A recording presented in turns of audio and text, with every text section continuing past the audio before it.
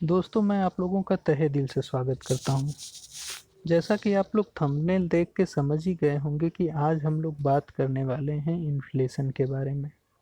Inflation जिसे हिंदी में महंगाई भी कहते हैं। और इस वीडियो में मैंने इन्फ्लेशन की तुलना एक दानव से की है। कुछ लोगों को ये बात अजीब भी लग रही होगी, लेकिन जैसे जैसे हम लोग आगे बढ़ते जाएंगे इस वीडियो में, वैसे वैसे हम समझ जाएंगे कि मेरी बातों में कितना दम है। तो आइए दोस्तों, शुरू करते हैं। दोस्तों, आज की वीडियो में जो हम लोग मुख्य सवाल लेने वाले हैं वो तो ये है कि व्हाट इज़ इन्फ्लेशन, महंगाई क्या होती है, इन्फ्लेशन हमें कैसे प्रभावित करता है, और जो हमारा तीसरा सवाल होगा वो होगा कि इन्फ्लेशन से आम इंसान को क्या खतरा है। इसको समझने के लिए दोस्तों मैंने एक चार्ट बनाया है। आइए उस चार्ट की तरफ चलते हैं और कुछ सीखते हैं। दोस्तों, आप लोग अपने स्क्रीन पे जो चार्ट देख रहे हैं, उसी चार्ट के मदद से हम लोग उस तीनों सवालों का जवाब पाने की कोशिश करेंगे। तो हमारा सबसे पहला सवाल था कि इन्फ्लेशन क्या होता है। तो आइए दोस्तों, हम लोग इस चार्ट के सबसे पहले और सबसे आखिरी कॉलम को देखते हैं। यहाँ पे आम की प्राइस को लिया गया है। हम लोग यहाँ पे देख सकते हैं दोस्तों कि सन 2000 में एक पीस आम की कीमत थी 10 रुपये। सन 2005 में वो बढ़कर हो गई 12.5 रुपये। सन 2010 में हमें एक पीस आम के लिए 16 रुपये 70 पैसे देना पड़ता था। इसी तरह वो बढ़ती रही और सन 2020 में हमें एक पीस आम के लिए 50 रुपये देना पड़ रहा है। तो यहाँ पे हम लोग ये चीज़ देख रहे हैं दोस्तों कि जैसे जैसे समय बढ़ते जा रहा है, वैसे वैसे चीज़ों की कीमतें भी बढ़ती जा रही हैं। इसी को इन्फ्लेशन बोलते हैं या इसी को महंगाई बोलते हैं। ये तो बहुत आसान था दोस्तों। आइए अब हम लोग अपने दूसरे सवाल की ओर बढ़ते हैं। दोस्तों, हमारा दूसरा सवाल है कि इन्फ्लेशन हमें कैसे प्रभावित करता है। इसका जवाब पाने के लिए हमें इन्फ्लेशन को और भी गहराई से समझना पड़ेगा। उसके लिए हम लोग फिर उसी चार्ट पर चलेंगे और वहाँ से कुछ नया सीखने की कोशिश करेंगे। दोस्तों, इस चार्ट में हम लोग देख पा रहे हैं कि सन 2000 में कोई व्यक्ति अगर 100 रुपये लेकर मार्केट में जाता है तो 10 रुपये पर पीस के भाव से उसे मार्केट में 10 आम मिलते हैं। सन 2005 में अगर वही व्यक्ति फिर से 100 रुपये लेकर मार्केट में जाता है तो इस बार आम का क्योंकि दाम बढ़ चुका है तो 12.5 रुपये पर पीस के भाव से उसे सिर्फ आठ आम मिलते हैं। फिर सन 2010 में उसी 100 रुपये में उसे सिर्फ 6 आम मिलते हैं। सन 2015 में उसी 100 रुपये में उसे सिर्फ 4 आम मिलते हैं और सन 2020 आते आते तक तो 100 रुपये में वो सिर्फ 2 आम लेकर ही घर को लौट पाता है। तो इससे हमें जो सीधे सीधे बात समझ में आ रही है वो तो ये समझ में आ रही है कि आम जो है वो समय के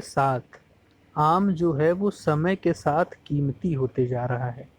आम जो है वो समय के साथ कीमती होते जा रहा है और उसे हमें उसकी कम से कम क्वांटिटी मिल रही है। लेकिन उसके साथ साथ हमें ये भी समझना चाहिए कि पैसा जो है वो समय के साथ सस्ता होते जा रहा है। ये थोड़ी सी ट्रिकी बात है। अगर आप लोगों को समझ में आ जाए दोस्तों तो मुझे बताइए। देखिए, आम का दाम तो बढ़ते जा रहा है, लेकिन पैसा हमारे पास उतना ही है। ठीक है।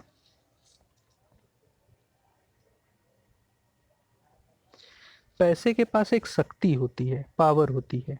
पैसे के पास क्या पावर होती है कि वो किसी भी चीज़ को खरीद सकता है, किसी भी चीज़ को खरीद सकता है। ये पावर ज़्यादा हो सकती है या कम हो सकती है। तो यहाँ पे हमें ये तो दिखाई दे रहा है कि आम का दाम समय के साथ बढ़ते जा रहा है, लेकिन वहीं हमें यह भी तो दिखाई दे रहा है कि पैसे की जो शक्ति है वो समय के साथ घटती जा रही है। पैसे की शक्ति समय के साथ घटती कैसे जा रही है?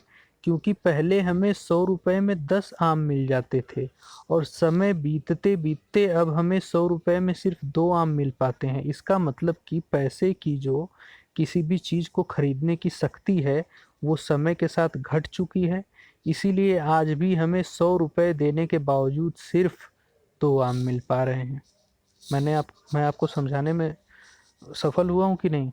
अगर आप लोगों को सच में ये बात समझ, दिल पे हाथ रख के बताइए, अगर समझ में आई हो कि पैसे का दाम, पैसे की कीमत कैसे घट रही है, पैसे की शक्ति कैसे घट रही है, तो इस वीडियो को लाइक करिए और चैनल को सब्सक्राइब करिए। आइए दोस्तों हम लोग आगे बढ़ते हैं।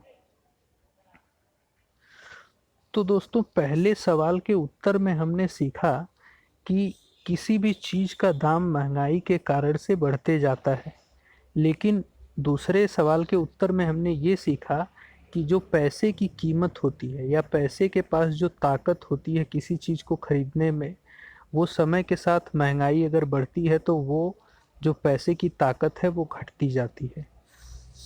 यहाँ तक तो क्लियर है आप लोगों को। अब हम लोग अपने तीसरे सवाल की तरफ बढ़ते हैं, जो है कि इन्फ्लेशन आम इंसान के लिए क्या खतरा पैदा करता है। ये तो होता ही रहता है कि भाई चीज़ों की दाम बढ़ती जा रही हैं, चीज़ों की दाम बढ़ती जा रही हैं, चीज़ों की दाम बढ़ती जा रही हैं। और आज हमने एक नया चीज़ ये सीख लिया कि जैसे जैसे चीज़ों की दाम बढ़ रही हैं, वैसे वैसे पैसे का जो दाम है, पैसे की जो कीमत है, पैसे की जो औकात है, पैसे की जो पावर है, पैसे की जो शक्ति है, वो घटते जा रही है। तो इसमें कौन सी बात है, ये तो हम देखते हैं, समझते हैं, ये सब चीज़ तो हम लोग जानते हैं। तो इन्फ्लेशन आम इंसान के लिए खतरा कैसे है, तो ये बहुत ही ज़्यादा खतरनाक है। आइए हम लोग फिर उसी चार्ट की तरफ चलते हैं और देखते हैं कि ये किस प्रकार से इंसान के लिए खतरा पैदा करता है। देखिए दोस्तों, जनरली होता क्या है कि लोगों को महंगाई के बारे में, इन्फ्लेशन के बारे में पता नहीं रहता है, और ये भी नहीं पता रहता है कि इन्फ्लेशन उनके लिए कितना खतरनाक साबित हो रहा है। तो ये चीज़ हम लोग एक छोटी सी कहानी से समझते हैं। मान लेते हैं कोई एक इंसान है जिसको इन्फ्लेशन के बारे में कुछ भी नहीं पता है। वो सन 2000 में कहीं पे काम करता है और उसे 100 रुपये मिल जाते हैं।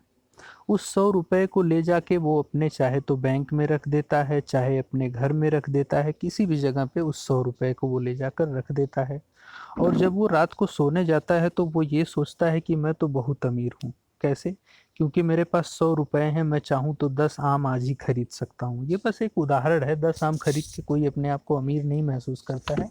मान लेते हैं कि 100 रुपये जब वो कमा लेता है तो वो बहुत खुश होता है और सोचता है मैं तो बहुत अमीर हूँ और मैं जब चाहूँ 10 आम खरीद सकता हूँ, इसीलिए मैं बहुत अमीर हूँ। इसके बाद उस पैसे को वो बैंक में रख के भूल जाता है, बैंक में छोड़ देता है या एफडी करा देता है या घर में ही रख के रखता है, जैसा कि अक्सर हम सभी लोग करते हैं। तो दोस्तों इससे क्या होता है कि समय के साथ साथ जब उसे आवश्यकता पड़ती है उन पैसों की, जब उसे आवश्यकता पड़ती है उन पैसों की, तो समय बीतता जाता है। 2000 से 2005 आ जाता है, 2010 आ जाता है, 2015 आ जाता है, और वो अभी तक यही सोच रहा है कि बैंक में मैंने 100 रुपये रखे हैं और मैं बहुत अमीर हूँ क्योंकि मैं कितने आम खरीद सकता हूँ, 10 आम खरीद सकता हूँ। लेकिन 2020 आते आते जब उसी बैंक से वो पैसे निकाल कर मार्केट में जाता है आम खरीदने के लिए, तो उसे 10 की जगह सिर्फ 2 आम मिलते हैं। तब उसे समझ में आता है कि यार मेरे पैसे की कीमत तो घट गई है, मेरे पैसे की औकात तो घट गई है, और उसके पैरों तले ज़मीन खिसक जाती है। क्योंकि आज तक तो वो यही सोच रहा था कि मैंने बैंक में पैसे रख दिए हैं, मेरे पास बहुत पैसा है, मैं जब चाहूँ सामान खरीद सकता हूँ, मैं जब चाहूँ बिल्डिंग खरीद सकता हूँ, मैं जब चाहूँ काम शुरू कर सकता हूँ, मैं जब चाहूँ ज़मीन खरीद सकता हूँ, मैं कुछ भी कर सकता हूँ। लेकिन महंगाई रूपी दानों से उसका पाला नहीं पड़ा है।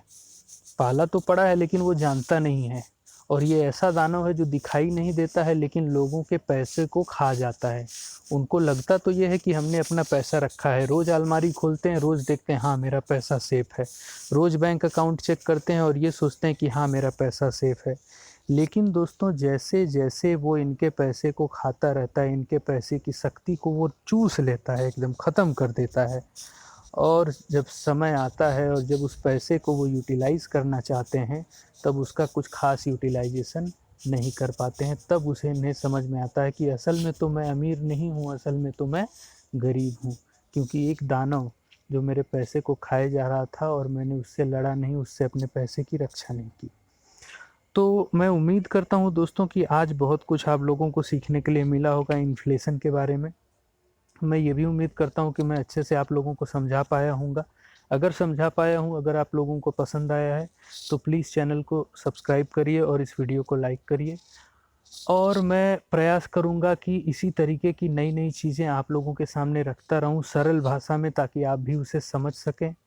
और अब तो अगली वीडियो वही आएगी कि इस दानव को हराया कैसे जाए, इससे बचा कैसे जाए, अपने पैसे को कैसे सुरक्षित किया जाए। अगर आज हम 100 रुपए बचा रहे हैं, तो 10 साल बाद, 20 साल बाद जब हम उस 100 रुपए को खर्च करने जाएँ, तो हमें उस 100 रुपए का उतना ही मज़ा मिल पाए जितना आज मुझे मिलने वाला है, या उस 100 रुपए में हम उतनी ही चीज़ खरीद पाएँ जितनी हम आज खरीद सकते हैं।